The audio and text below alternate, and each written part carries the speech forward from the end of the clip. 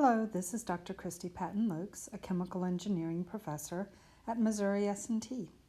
In this video lesson, I want to talk about the phase behavior of multi-phase, multi-component systems. I want in particular to describe to you the phenomenon of retrograde condensation and the significance of Cricondentherms and Cricondenbars.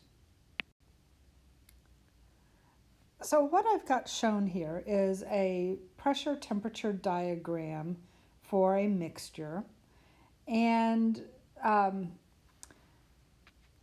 in this we have the bubble point and the dew point curves.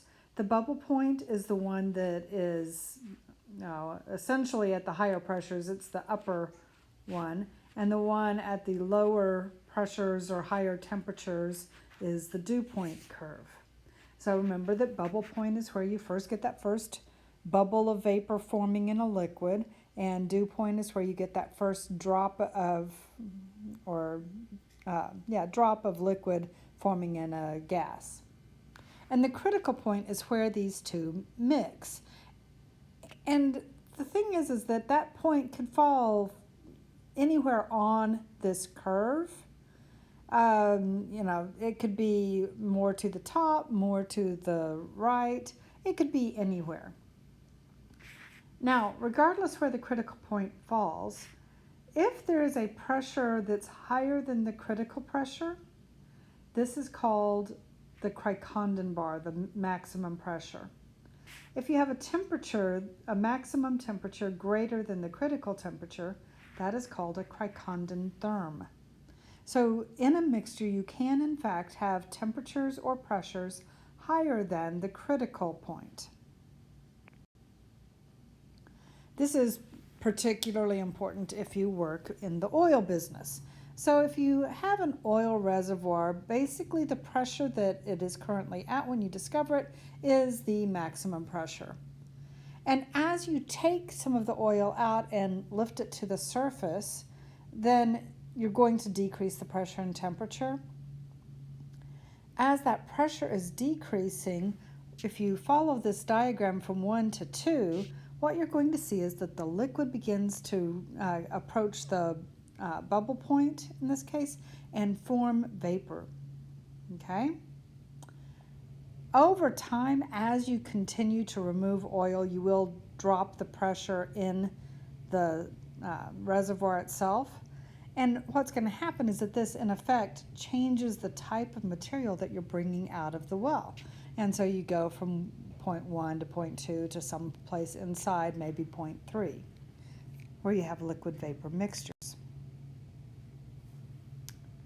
Retrograde condensation is when the temperature is greater than the critical temperature. And in this case, so notice the critical point here, and I have the point 1 over here is still at the maximum pressure, but as I drop the pressure, it will start to form a liquid. So it was essentially a gas before, and it's going to form a liquid because it is to the right of the critical point. So if you are in the oil business and trying to remove oil from a reservoir, what's going to happen is it's going to keep you from producing quite as much oil as you would have predicted if you were not aware of this phenomenon. Okay? So what's going to happen is they will add gas into the system, so pump in to boost the pressure so that it is above the dew point, and try to do this so that you actually can produce oil from this well. Now, if you do this, if you'll notice on some of these curves, if you look at this, you can, as you come down through, actually end up passing through the dew point a second time. And this behavior is called retrograde condensation.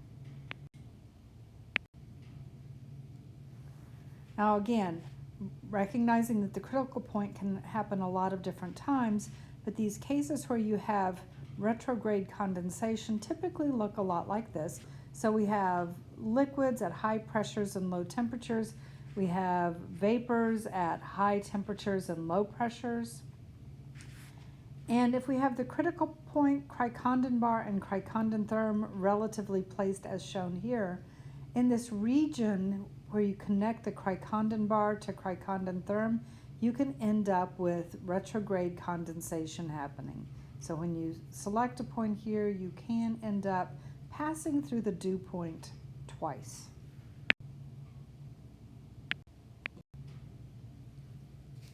Now, if you know that this is a possibility, then you need to be able to model it. And the reason it's important to know this is because Raoult's law, certainly, and modified Raoult's law with activity coefficients cannot predict this behavior. Anytime you believe that this is a possibility, you must use equations of state. So you'll see that all oil companies have a particular choice of equation of state that they use because they need to be able to model this behavior. Okay. Now we've already within the course looked at fugacity expressions based on equations of state, and so you can use those, looking them up in the books as necessary. And it's very important that you have the proper binary interaction parameters. That's why we call them BIPs, because I can't pronounce it. So the proper binary interaction parameters for these mixtures. And so fine-tuning those becomes critical to being able to predict retrograde condensation. So that concludes this little video lesson. Thank you very much for your time.